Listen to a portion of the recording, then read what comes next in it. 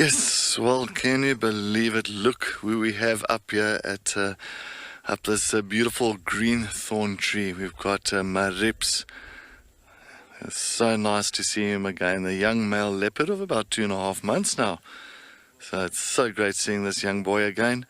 And as you can see, he is busy feeding on a female Nyala, and it looks like he might have caught during the night. And it has hoisted it up into this beautiful torchwood tree. So I'm so happy to see him again. Hey Valerie, it's so nice to see Maribye. Yes. And it's nice to see him so open and in a tree, and he looks very good, very well fed. Yes, no, indeed. He's beautiful. Definitely, I agree with Valerie there. He is definitely, he's a stunning boy, stunning male. And yes, of course, we're all hoping that he does stay on this in this area for much longer. But you know how it goes with male leopards. As soon as they get to the ages of 3.5 years old, and Disperse. that's exactly, start dispersing. The dominant male will tend to chase him away from the side, and he'll go look for a territory of his own one day and look for a nice little void in the area. But you never know, maybe all of a sudden he sets up here. And one male, or actually two males that set up really close to their father's territory, if you think about it, is Quarantine. So Quarantine was just moved to the east towards Kruger Park and Koro area. He moved to the east, so not too far from where was his father, Mvula. So he wasn't too far from that side. Right. And then you're looking at Kunyuma. Kunyuma went, of course, that's yeah, exactly, and that's Quarantine's brother, and he went to the south, and he went into Londolozi, so he's hugging the northern side of Londolozi. So those two males haven't really moved so far away from Karula's territory or from their father's territory, and that's Mvula. But of course, he's not around anymore. But so it just shows you, maybe you never know, maybe Maribye stays close by and sets up. Shavambalana was around for a long time too. That's correct, Valerie. That's correct. Shavambalan, Shangila and Shavambalan. That's right. Shavambalan, I think he also went to the eastern side of the park. He used to be. You could see him off in Koro, I think. That's right. There, which is eastern side. Very much so, Valerie.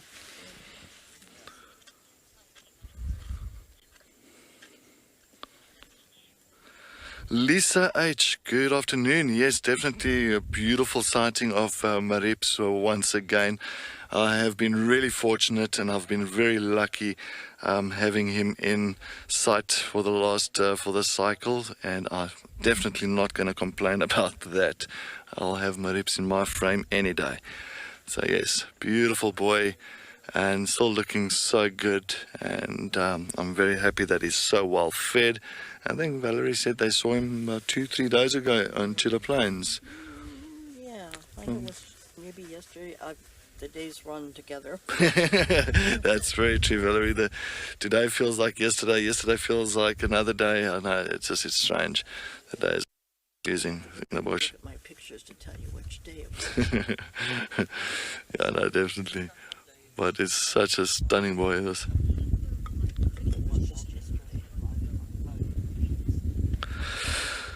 Tatum, a cheetah. Look at that. That's typical. That is like that look there. It almost reminds me of Mvula when he used to look like as well, but it's not his offspring.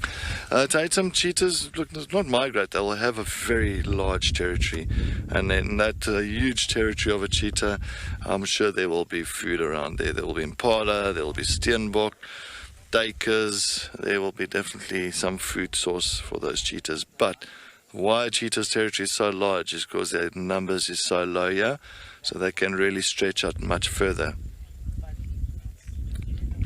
Well, I mean, you're looking at a leopard's territory, a lot of leopards, there's a lot of competition with leopards around here, so you'll find their territories are a little bit way smaller compared to cheetah's territories.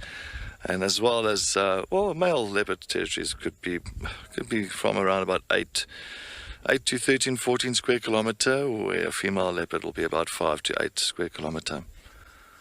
So it's amazing. It just shows you. So, of course, polygamy is in the leopard societies. So in a leopard, in male leopard's territory, he'll usually have 2 or 3 females in his territory. It depends on of course, it depends on the pressure. You'll find around rivers more so. If you actually look at the map, sometimes I've seen we've got a thing called the Panthera Project, a program, where we see leopards' territories and where they've been sighted and all that in the Sabi Sands.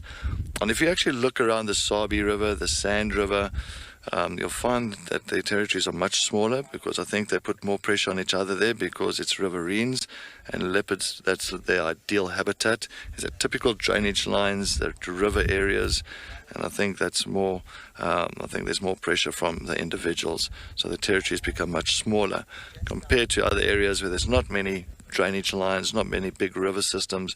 I think their territories stretch a little bit wider, and because of the habitat situation. But yes, this is one of Tandi's offspring, or this is her last offspring, Maribye.